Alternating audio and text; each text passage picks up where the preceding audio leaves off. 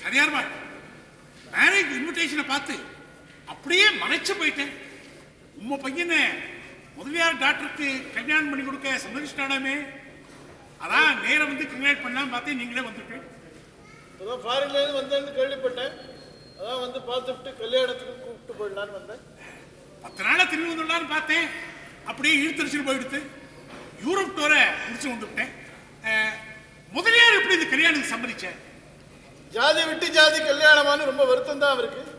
இருந்தாலும் பொண்ணுக்கு கல்யாணம் ஆனா போறோங்கிற நிலைமை பாரு, சம்மதிச்சுட்டேன். நிரஞ்சன் தான் போய் முதல்ல சொன்னான். அப்புறம் நானும் போய் சம்மதம் கொடுத்துட்டு வந்தேன். நீங்க சம்மதிச்சது சாதாரண விஷயம் இல்லை சாதியார்பாய். பிறப்புல பேதம் கிடையாது. சாஸ்திரப்படி பார்த்தா எல்லாம் சமம்னு பேசுவேன். இப்போ காரியத்துல காமிச்சுட்டேன்.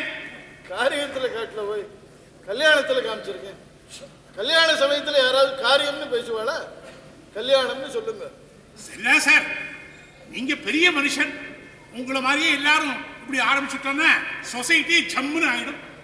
என்ன மாதிரி நிலைமை எல்லாருக்கும் வரணும்ன்றல? எஸ், அதான் என் ஆசை. நல்ல ஆசை. எல்லாருக்குமே ஆஸ்பத்திரியில குழந்தை மாறி போகணும்.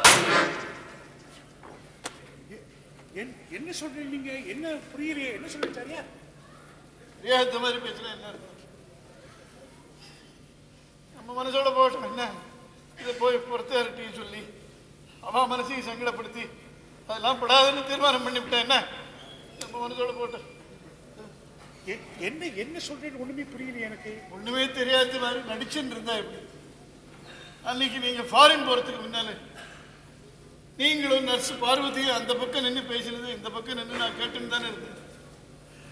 25 வருஷத்துக்கு முன்னால இதே நர்சிங் ஹோம்ல என் ஒய்ஃபுக்கும் பிரசவம், துரைக்கண்ணு ஒய்ஃபுக்கும் பிரசவம்.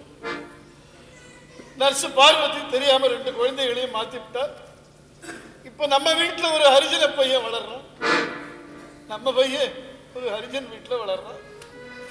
நான் சமாளிச்சு விட்டேன். நான் சமாளிச்சு விட்டேன். ஓஹோ, அன்னைக்கு நான் பேசுறதா? அன்னைக்கு நான் வந்து பார்வதி கிட்ட என்ன பேசிட்டு தெரியுமா? இனிமே என்ன பேசி என்ன பண்ண போறேன்னு சொல்லுங்க. ஆனா எல்லாம் தெரிஞ்சும் என்ன கிண்டல் பண்ணக்கூடாது இல்லையா?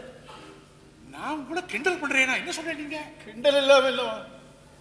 ஆச்சா ஹரிஜன வீட்டு பையன், உமா முதலியார் வீட்டு பொண்ணு, அவ 2 பேரும் ஒருத்தர் கல்யாணம் பண்ணிக்கிறேன்னா இதுல நமக்கு என்ன ஆச்சுன்னு சரின்னு சம்மதம் சொல்லிட்டேன். நீங்க என்னடா, நீ எங்க எவ்வளவு பெரிய மனுஷன், எப்படி சம்மதிச்சு ஆஹாலாம் பேசுறேன். கிண்டல் இல்லாம என்ன? நீ என்னடா பெரிய மனுஷன் குத்தி காட்டுற இல்லையா? சரியா, இன்னும் கல்யாணம் நடக்கல. 2 நாள் டைம் இருக்கு. பார்த்துருக்கேன் அந்த பெருமாள் முகத்துல என் சாயல் வருது. பார்த்துருக்கேன் அசப்புல பார்த்தேன். அவன் இடப்புறமா திரும்பிச்சு கவனிக்கணும். என் சாயல் வருது. அந்த பாச்சாக்கு கூட பலப்புறமா திரும்பினா துரைக்கண்ணு சாயல் வருமே. பார்த்தட, இதெல்லாம் இப்பதானே நம்ம கண்ணுக்கு தெரியுது. முதல்ல தெரியாம போச்சு பாருங்க. போங்க சார், நிறுத்துங்க. சைக்கிள் உங்களை என்னவோ நினைச்சேன். அன்னைக்கு முதலியார் சொன்னது ரொம்ப கரெக்டா தான் இருக்கு. உங்க வீட்டுல நடந்தா நீங்க தான் ஒப்புக்க மாட்டேன்னு சொன்ன. சாஸ்திரப்படி பார்த்தா ஒன்னும் பேரம் கிடையாது. பிறப்பு எல்லாம் சமம்னு பேசுவேடே. இப்ப எப்படியா? சாஸ்திரம் தர்மத்தை சொல்றது, நியாயத்தை சொல்றது, அது மூளைக்கு புரிகிறது. நாட்டு நடப்பு தானே கௌரவத்தை சொல்றது, மரியாதையை சொல்றது, அதானே மனசுக்கு புரிகிறது. என்ன சரியா? உங்களை ஒண்ணு கேட்பேன், மறைக்காம பதில் சொல்லணும். உங்க சொந்த பிள்ளை, நீங்க பெத்த பிள்ளைன்னு இருந்தா முதலியார் பிள்ளை கல்யாணம் முடிச்சவனா மாட்டேனா?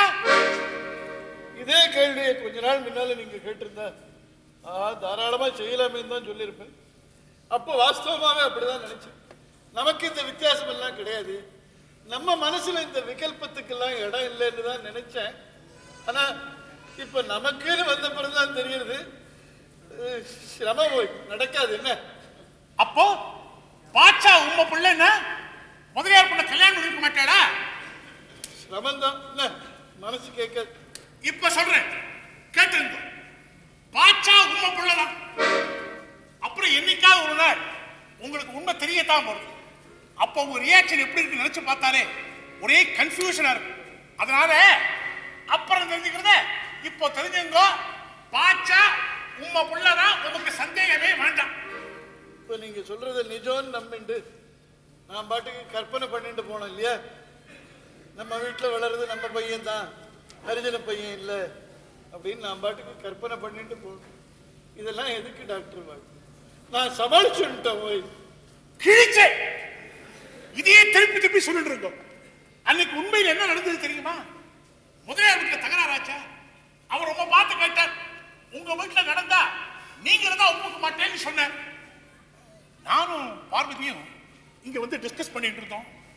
எனக்கு மனசுக்குள்ள ஒரு விபரீதமான ஆசை. தனக்குன்னு வந்தா சாரியார் என்ன பண்றாரு பார்க்கலாம்னு சொல்லிட்டு உம்மா குழந்தையும் துறக்குண்டு குழந்தையும் மாத்தினா மாதிரி பார்வதியை மிரட்டினேன். அவளும் பயந்தா மாதிரி நினைச்சான். இது வரைக்கும் இந்த மாதிரி இந்த நரசிங்கம் நடந்தது இல்லை காணும். இப்ப சொல்றேன், பாச்சா உம்மா புள்ளதான், சந்தேகமே வேண்டாம். ஃபாரின் போயிட்டு வந்ததுக்கு நல்லா கட்டுக்கோப்பா கதை சொல்ல கத்துன்னு இருக்கு. இதெல்லாம் வேண்டாம். நான் தான் சொல்றேனே சமாளிச்சுட்டேன்னு சொல்றேன்னு விட்டுற வேண்டியது. திருப்பி திருப்பி அதே சொல்லிட்டு இருக்கோம். இப்படி தனக்கு வந்து அப்செட் ஆற மனுஷன் நீங்க.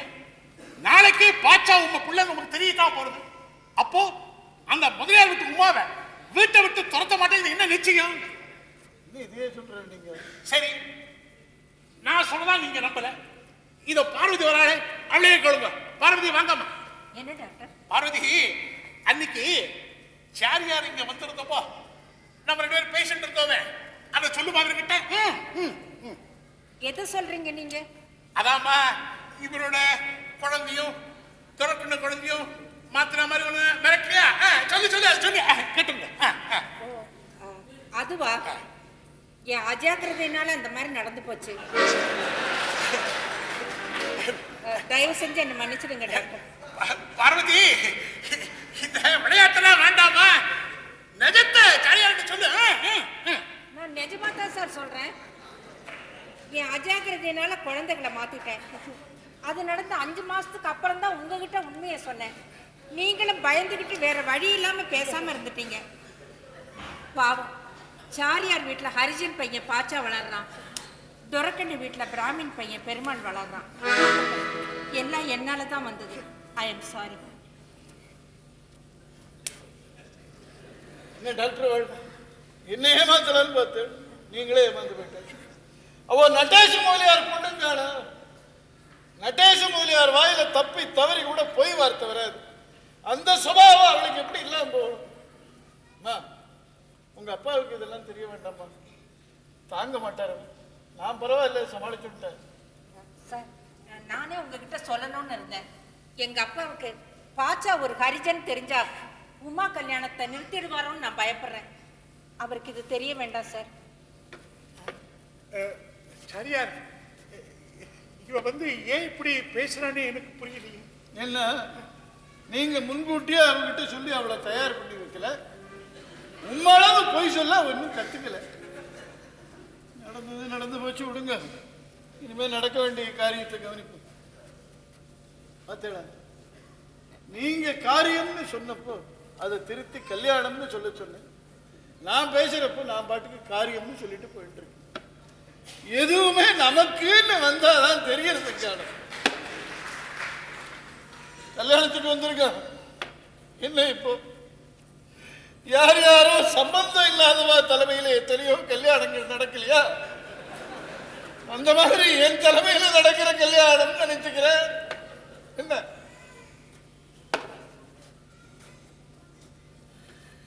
என்னுடைய ஸ்வீகார புத்திரனுக்கு கல்யாணம் நினைச்சுக்கிறேன். வேற வழி நான் சமாளிச்சுட்டவாய்.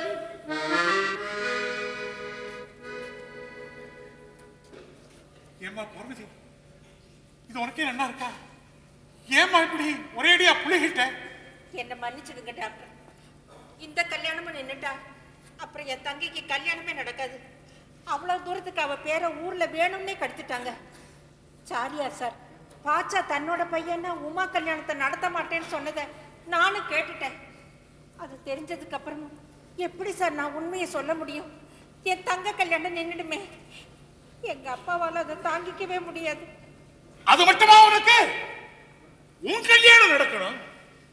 உன் தங்க கல்யாணம் நடந்தாதான் உன் கல்யாணம் நடக்கும். சுயநலம், செல்ஃபிஷ்னஸ். தங்க கல்யாணத்துக்கு அப்புறம் தான் என் கல்யாணம்னு நானா போட்டுக்கிட்ட கண்டிஷன் தானே. இதுல ஏத்து டாக்டர் சுயநலம்? நான் சொன்ன போய் இப்படி விபரீதமா முடிச்சு விட்டேன். நாம சொல்ற போய் நம்மளையே தடவை அடிக்கிறது. உன்னை சொல்லி குத்தம் இல்லம்மா, என் மூளைய செருப்பால அடிக்கணும், செருப்பால அடிக்கணும். பொழுது விடிஞ்சா உமா கல்யாணம். நம்ம வீட்டு பொண்ணு நம்ம எல்லாம் விட்டு எங்கேயோ போகும். அப்பா, உங்களுக்கு இந்த கல்யாணத்துல முழு திருப்தி தானே? ரொம்ப திருப்திமா.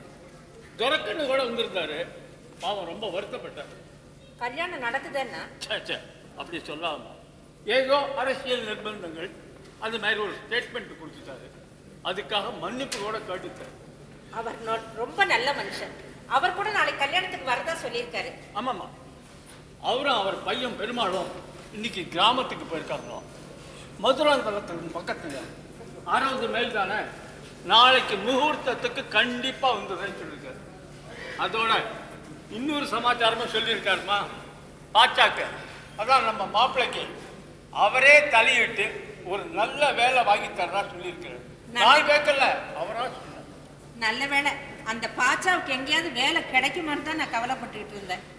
பையன் நல்லவன் தான், ஆனா படிப்பு போறாது. சாரியார் அவளை செல்லமா வளர்த்துட்டார். ஆனா படிப்பு குலம்னு பார்க்குற நிலைமையான பொண்ணுக்கு கல்யாணம்னு ஒன்று ஆகுது. அதுவே பெரிய விஷயம் இல்லையா? சாரியார் சார் ஏதாவது சொன்னாரா?